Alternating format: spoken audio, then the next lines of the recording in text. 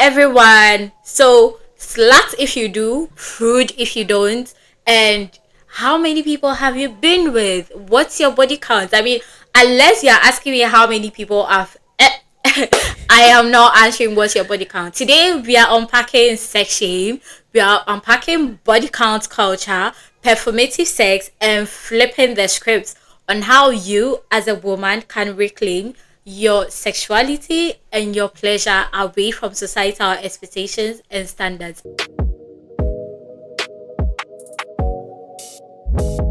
Warning, listening to us might radicalize you. And as always, it's me, Gail, and my gorgeous co-host, Kat. Hi, Kat. Hi, Gail. How are you? You I'm look gorgeous. good. How I are love you? the hair. Thank Love you. the hair. Thank you. I stole it from my best friend, by the way. I love that. The color looks so good on you. Thank you. Thank you. All right. So,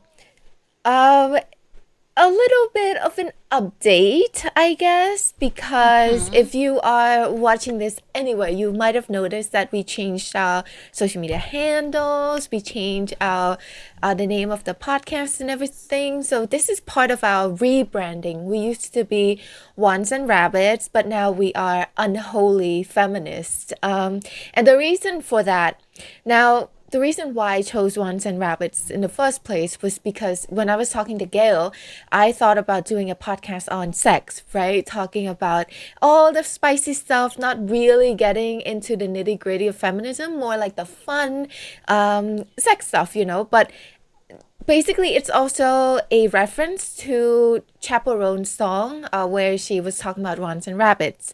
But then, of course, us being feminists, we could not go into that direction. Somehow, naturally, it veered into the feminist direction where we started talking about feminism more and more compared to talking about sex and the fun stuff. So we decided that, you know what, why don't we just rebrand it? Because we're not talking about sex toy, we're not talking about sex so much anymore, we're talking about feminism, we're talking about unholy stuff. So now we have rebranded ourselves as Unholy Feminists. Yes, so no more welcome to Wands and Rabbits. Now you are welcome to Unholy Feminist, and we are here to create chaos about every single thing. Again, I'm like a baby feminist, I'm a learning feminist, but yeah, I'm excited to take this journey with everyone and with Kat. So getting right into today's topic, Kat, body count culture. This is something that is like always annoying me, even before I got into like sexual and reproductive health and everything like that. It just used to ache my spirit when a man asks, how many people have you been with? Because like I just feel like it's such a lame question, because like, why do you ask? What to you, what is body count culture? Hi. Okay, so this is gonna sound like it's off topic, but I promise it'll be in topic. So I grew up reading a lot of urban fantasy. I grew up reading a lot of vampire novels, vampire series, where the trope that I like is a sassy, kick-ass female character who's a vampire hunter, or sometimes she's a vampire herself. And the thing is, in those books, they always unalive people, right? They always unalive the demons. They always unalive the villains, the vampires. So every time that I think about body count, like what you said in the intro, I think about the piles of bodies that the kick-ass main character has left behind as she put stakes into the hearts of vampires, wearing her combat boots, looking awesome with a blade strapped to her thigh. That's what I think about, not the misogynistic body count culture where men ask you, so what's your body count? How many men have you slept with? I remember watching this rom-com, and I didn't even finish it because it was so appalling, called What's Your Number? if I recall correctly, that rom-com is about this woman feeling like reading an article, I believe. And comment below if I'm getting it wrong. But she read an article where it said that if you have slept with a certain number of guys, then you can't find your soulmate anymore because it's past that arbitrary number for some reason. So The fuck? she got, I think it was like 20 or 19 or something like that, and she had slept with 18 guys. So she's determined to make that last count to be her soulmate, to be her partner, her long-term partner, which is incredibly toxic. But we know that a lot of rom-coms, and I do love rom-coms, but a lot of rom-coms from the 2000s and 2010s, they were super misogynistic and toxic. So going back a little bit, going into topic, body count is this very misogynistic culture where mostly men asking women how many people they have slept with. And it's crazy because if you think about it, society shames women. The higher the number is for a woman, the more shameful she should feel. But the higher the number is for a man, then the more proud that he should feel because he has all these notches on his belt, right? That, oh, he has so much Yeah. experience. But if a woman has a high body count, then she's used up, then she's, leftovers. So, yeah, and who's counting? Misogynists, incels, of course. Obviously. I think your point about, men being seen as experienced and women being associated as loose or sluts or like all those other names also makes me think that the conversation around body count can be intersectional because again, women of color, especially like black women, are usually hypersexual. Black women and I believe Asian women are often hypersexualized when it comes to social media, just in media generally, okay? Because for a lot of times black women are seen as, they are sexy, they are hot, because a lot of times they have like more thicker bodies to say, and a lot of Asian women are also sexualized for being, innocent looking and cute, and so for both sides there's like the very predatory behavior from men. So I think that the way men see like women of color, um sort of I cannot find or interact, yes, with body counts might be different from how maybe they will when it's a white woman. But also it sort of takes me back to, I think there's this OnlyFans skater, she's white. I do not remember her name.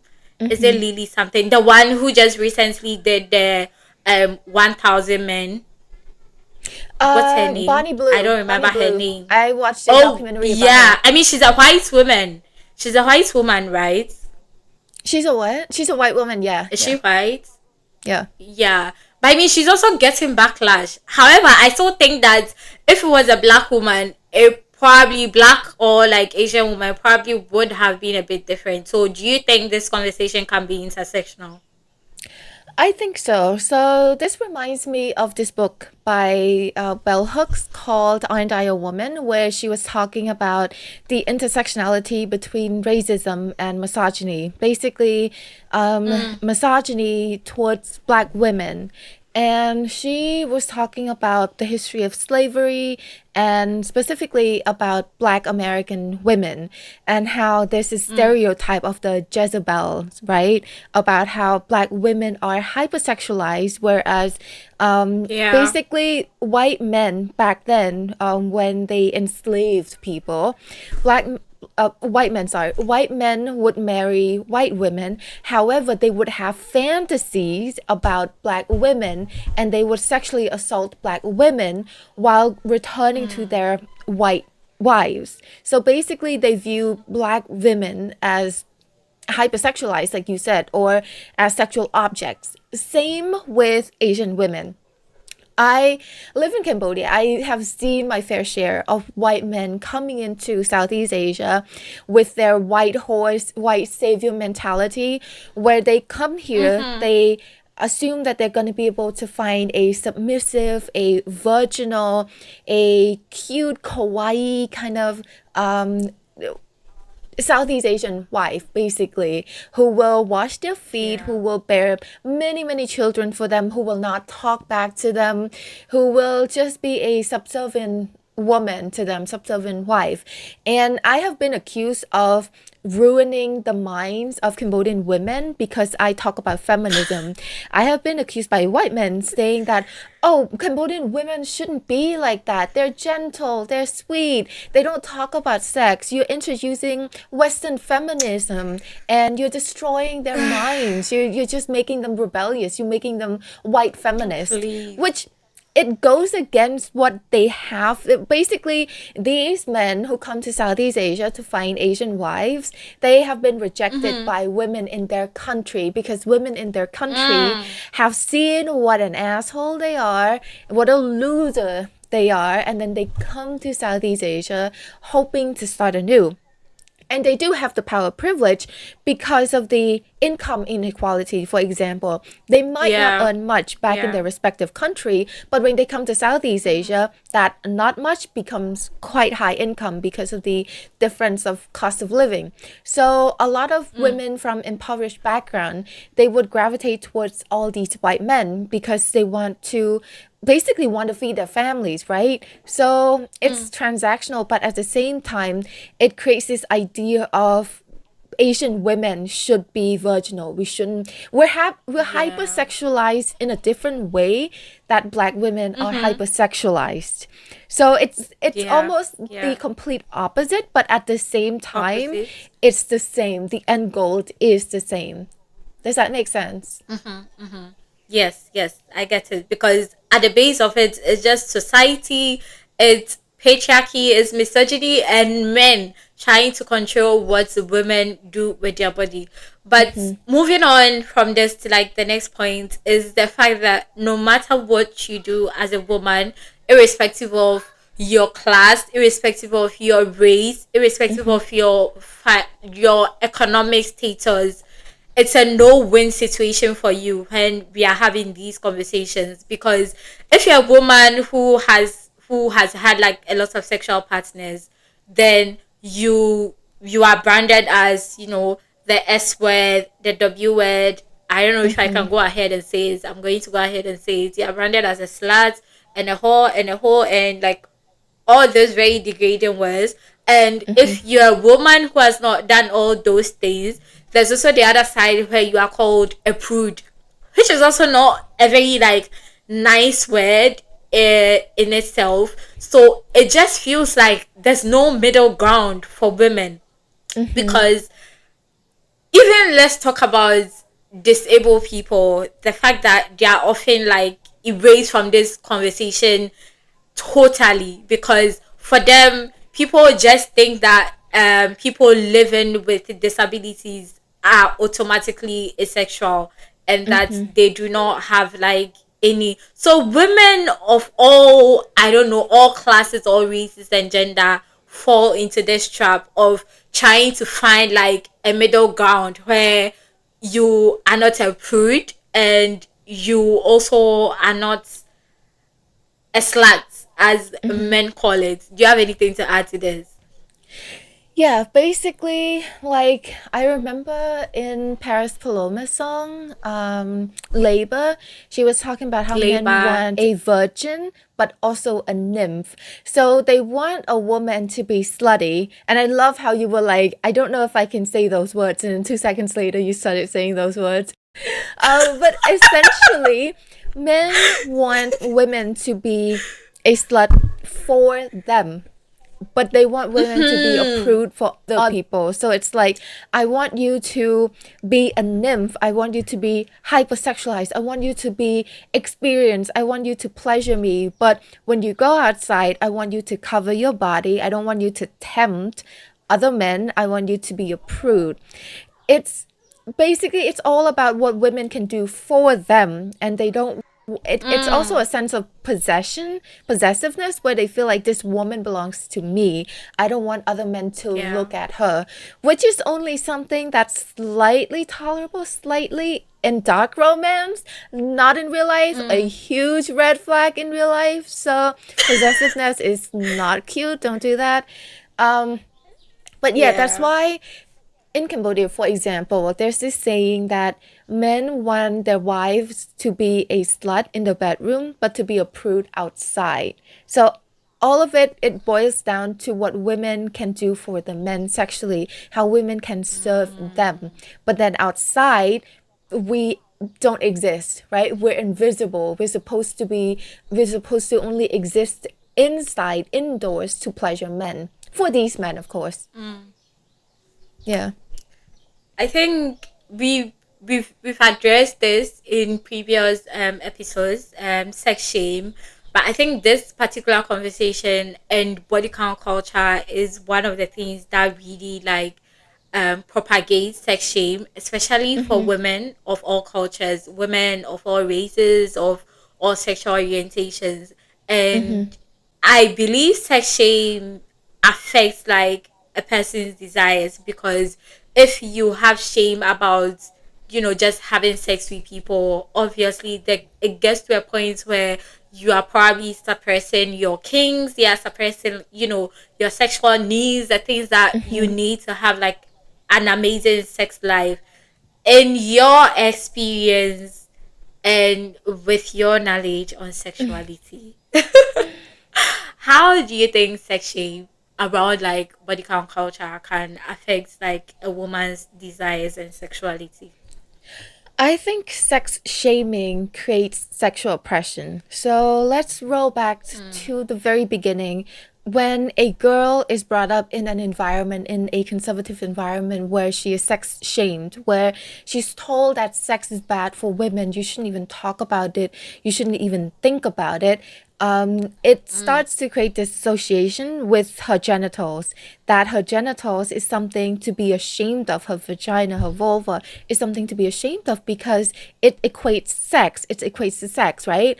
Which means that these girls grow up not have fearing exploring their own bodies. I know women Yeah. who have never masturbated because they feel like the vulva is a dirty place, is a forbidden place, is something that they shouldn't touch.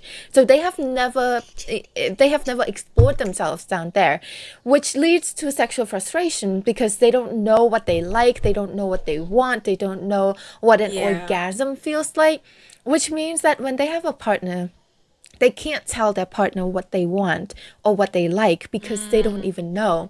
It creates this culture where women are too afraid to talk to their partner about sex, whether it hurts, whether it doesn't hurt, whether it feels good or not, because how can you know if something feels good when you have never experienced it before, right? So essentially it creates this sexual oppression where you cannot communicate with your partner about your wants and your needs. You cannot focus on your pleasure. You in turn would be Yeah. serving your partner because you feel like that's the thing that you should be doing because of sex shaming. And then, of course, we know that having a healthy sex life is very important in a relationship. So when there's sexual frustration, it manifests in other ways. To some cases where the female partner would not want sex anymore because she doesn't enjoy it, and the male partner would still want sex. So either he resorts to cheating, or he would have a very sexually frustrated sex life, or he would force her. So he would essay her, he would sexually assault her.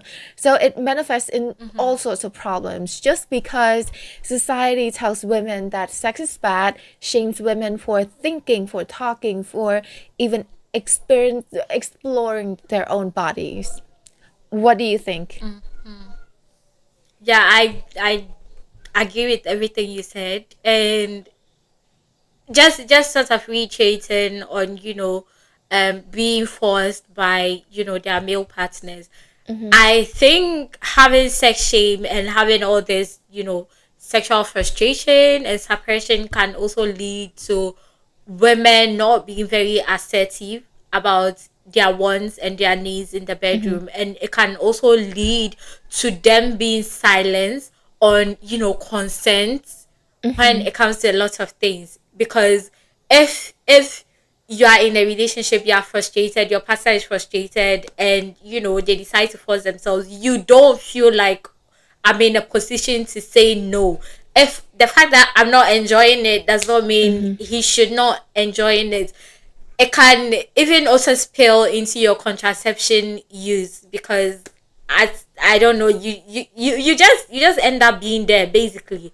And it just reminded me, I was watching this video essay, and I think I heard the first time I heard this phrase, it was from V, that the personal is political. So does it mean in this instance desire can also be political? Because we are talking about desires specifically for like women, and women in general are like a marginalized group, and society and patriarchy and societal standards a lot of time tells you that you shouldn't want certain things when it comes to sex. You shouldn't do certain things when it comes to sex. Like, just imagine if you are a person living with disability as a woman, and you decide to be in a polyamory relationship. Can you sort of like imagine how the outside world, how people will sort of like react to that? Yeah, I agree that desire is political. I think a lot of the things that we do are political. You can only say that things are not political or that I'm not a political person when you are in position of power or you are privileged, because then you are getting the privilege. It's not political for you because you're a white man, because you're not being oppressed, because society is not telling you that your desires don't matter. For example, let's talk about Yeah. homosexuality. It's very political. Who you love, who you have sexual interaction with is very, very political, to the point where there are legislators, there are legislations created to prevent you from exercising your desires, from acting on your desires. Yeah. It's very much very political. I agree. Yeah. And on that note, did you hear recently that in Burkina Faso they've passed the homosexuality law, where you can be imprisoned and criminalized for being a homosexual? Yes, I've heard of that. It does kind of feel Yeah. like the world is regressing. Mm. Yeah. Right, right. It's just anyway, moving on with that topic, because I feel like if we keep talking about that we will digress. So um I think again on the conversation of body count culture, that sometimes when there's the sexual suppression and there's the frustration, it can lead to performative sex in your relationships. So performative sex can also be like, it's sort of like a spectrum. So there are those who are influenced to act as if I'm so good at sex, I'm so great at sex, by sometimes watching like pornography. And then there's also on the other side those who are experienced, but because they don't want to be judged for their experience, they become performative with acting, all innocence, and like, oh, I don't know anything. Oh, I don't even know how to put on a condom. Oh, how do we kiss? Oh, how do I go down on you? Like those sorts of things. So it's like two different faces. And sometimes the influence on hypersexuality can also lead to things like slut era and whole phases. I i i used to tell myself, oh, this is my whole phase, this is my whole phase. But again, I feel like not all women even get the privilege to a whole phase. What's your stance on whole phase? Is it like a liberating experience for women, or what do you think in general with whole faces and slut areas and being performative with sex? I think when it comes to performative sex, it comes in many forms. For example, Yeah. when women are taught to be sexually shamed and then they feel like they have to perform for men, then it becomes this thing where they don't focus on their own pleasure when it comes to sex, and they focus on their male Yeah. partner's pleasure. So things like faking orgasms, for example, to fill the male ego, to kind of to coddle the male ego. And I have done that before, because I feel like, to flex the Same. male partner's ego. If you say that you didn't come, then maybe he would get upset. And some men do get upset over that.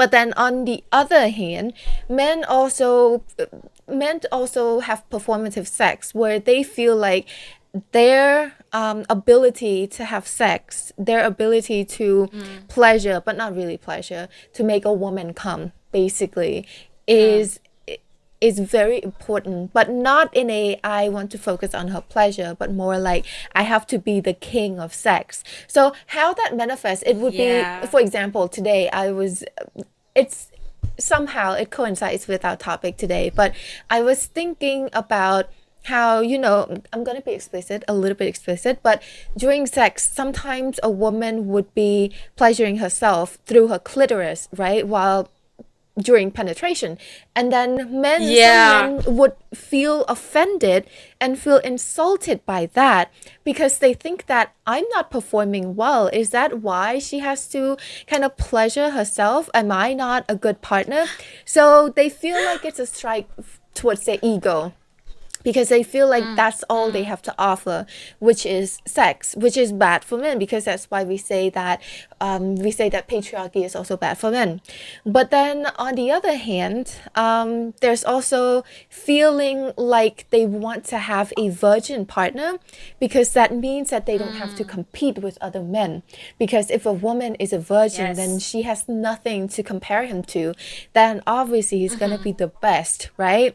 So I think it comes in many forms like that. But going back to your question about the slut era, about the whole faces and all of that, I feel like I went through it a little bit when I was younger, when I was 18, 19, because I was in also in my pick me phase, and I really wanted male validation. I felt like if I could have all these men desiring me, then obviously I have my worth as a person, as a woman. I have the validation of men, which we have talked about. Male validation is very cheap. It's one of Yeah. the cheapest currencies there is. Don't chase that. But we all have been young before. But basically, I went through that phase where I felt like if I had a lot of men desiring me, then I would be worth it as a woman, as a person. But then again, I also think that everyone is entitled to what they want to do with their bodies.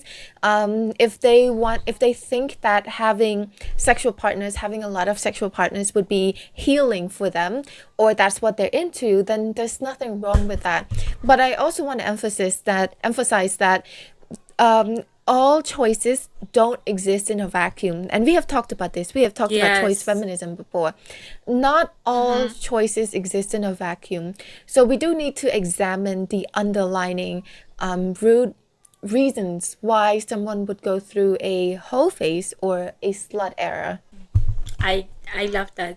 That was going to be my only addition to it. That are you going through your slut era, your whole phase for like the right reasons, for the good reasons? Are you doing it because you are seeking male validation? So yeah, just sort of to wrap up this, and Kathy, we are going to have a little bit of like a deconstructing session for this particular one. I have like a few one liners, and then we'll just sort of like break it down a little bit. So moving on to our last um point. I feel like we should cut this off because I don't know what I'm saying, but yeah.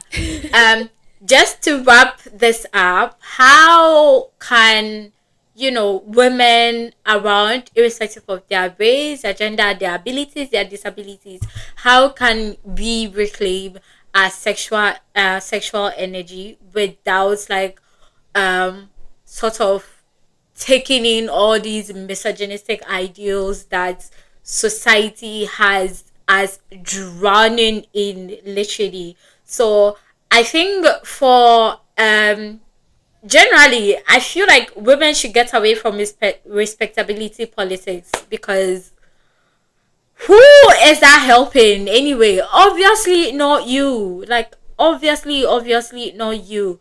And I I'm not a person living with disabilities, so I don't think I can speak for people living with disabilities. But as someone who, I think this is the first time I'm openly saying this, but I do not think, I don't know, when people ask me whether I'm straight or like I'm whatever, I don't have an answer, because honestly, like, I'm just there. I'm really just there. If someone is like amazing, I think I would be willing to explore that, irrespective of whatever. So speaking from this no no label or whatever perspective, I think that it's okay to reject like the heterosexual scripts, you know, that you should love just this person, you should just be with this person, just be yourself, do what makes you happy.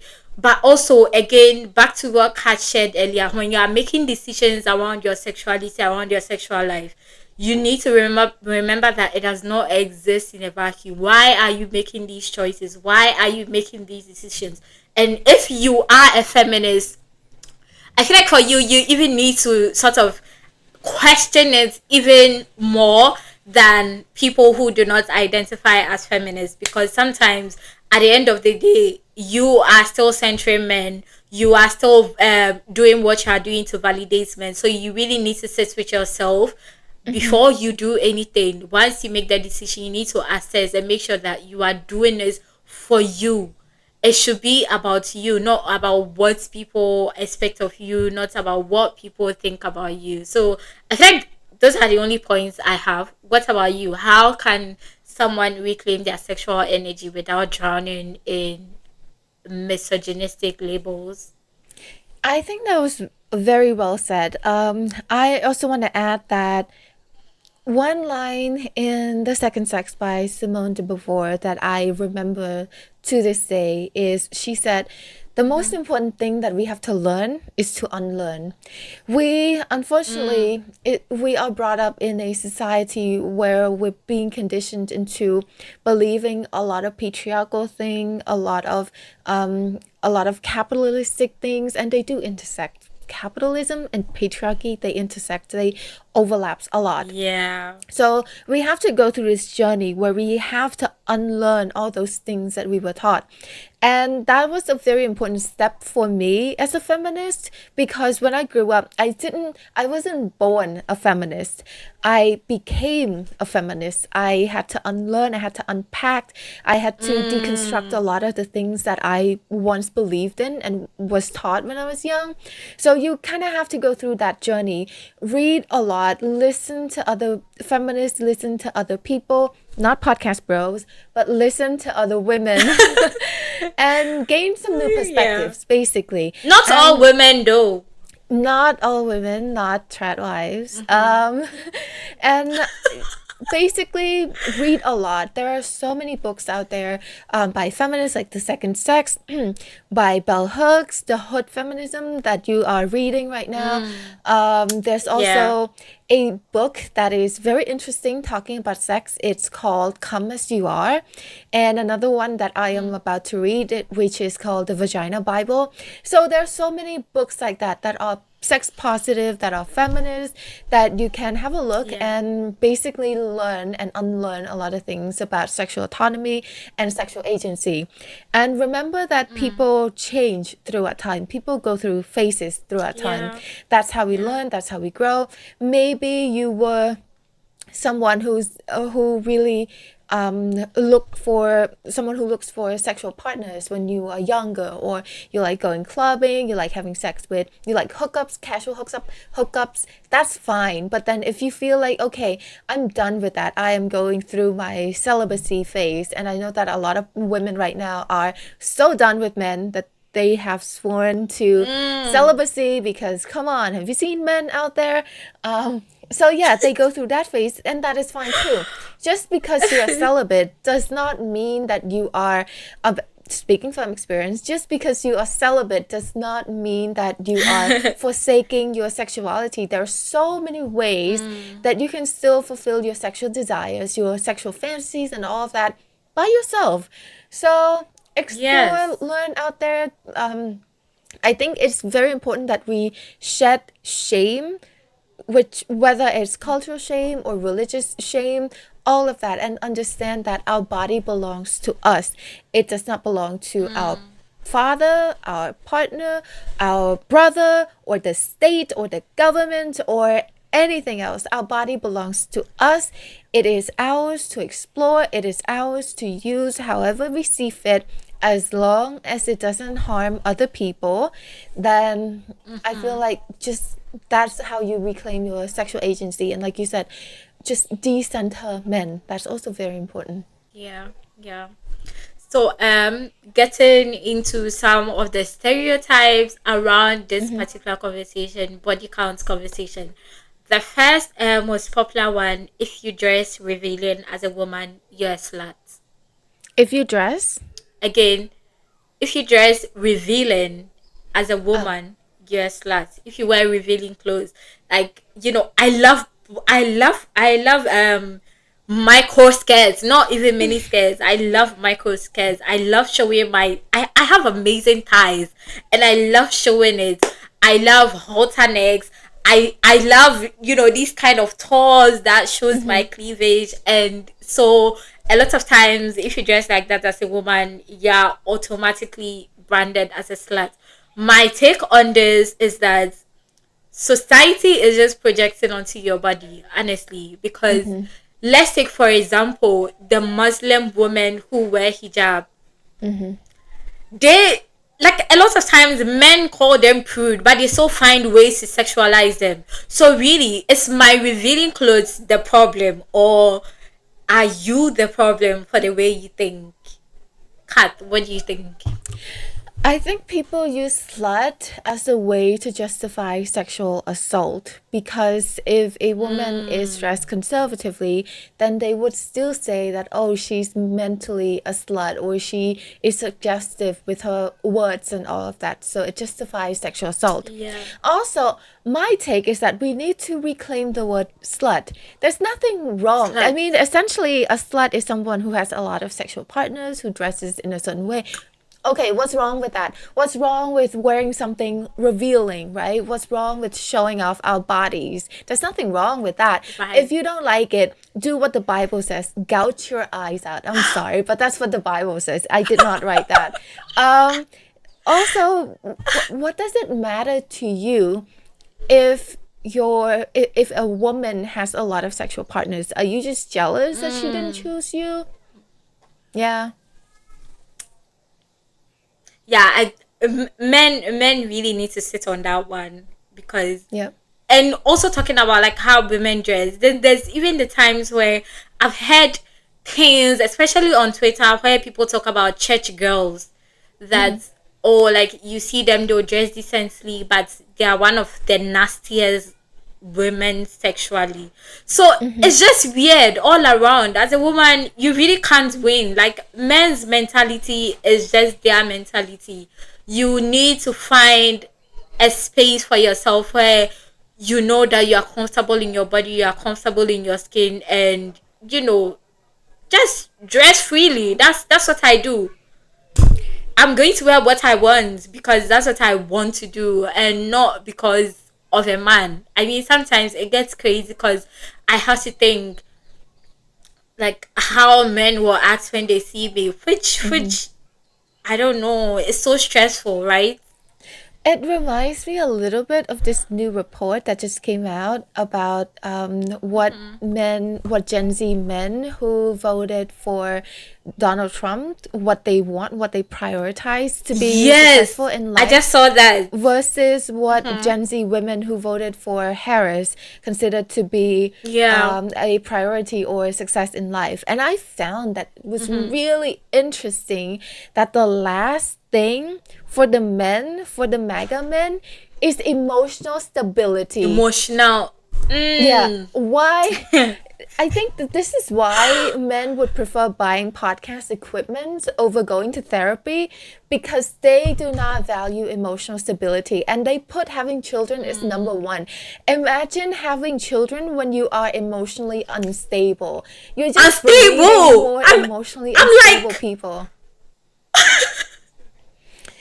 Men, right? Right. Honestly. The second and last one, because we are running out of time and space, is women who carry condoms as sluts. Again, let's reclaim the word slut, but also sluts. Going a little bit into a darker topic. Sex work is illegal in Cambodia. It was decriminalized some years. It was criminalized some years ago, and one of the ways that the police would use as an excuse to arrest women, to accuse them of being sex workers, is that if there is a condom in their purse, in their bag, then it means that they're a sex worker. Yes, they use that. I don't know if they still My jaw actually dropped. Yeah. My jaw dropped before you even said it, because what the fuck? I know. That was one of the things that they use as a way to identify if a woman is a sex worker, is to see if there's a condom in their bag. Which, I mean, come on. What year, what era are we in right now? Or are we in right now? Yeah. We can't even be responsible anymore. Because... Yeah, exactly. It is appalling.